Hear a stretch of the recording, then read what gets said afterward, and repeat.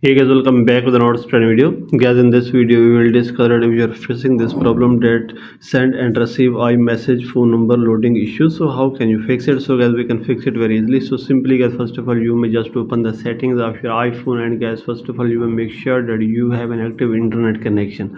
After this guys, here's the option of VPN. If there is any connected VPN, you may disconnect that. Then you may click here on general, and here is the option of software update and update your iPhone or iPad to the latest iOS version. So let's check guys. After this you may go back, and guys now you may scroll it down, and here is the option of date and time, so you may click here, and here is the option of set automatically, so you may turn this on.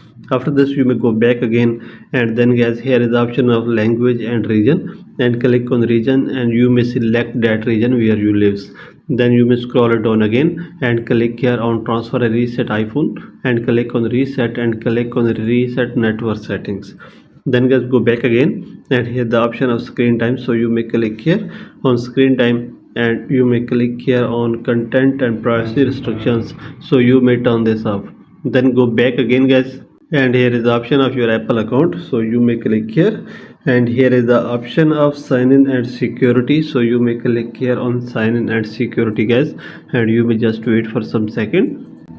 So this interface will be open. Here you may click here on edit, and you may add your phone number from here. Then go back and open settings again, and you may select apps, and you may select messages from here, so click here on messages and turn on iMessage, click on send and receive, and you may select that phone number from here. Then guys you will go back, and you may check your problem will be fixed, and now you can easily send iMessage or receive iMessage in your phone number in your iPhone, iPad, or any other iOS gadget. So by all these methods you can fix it very easily. So this is the video guys. For more videos please subscribe our channel.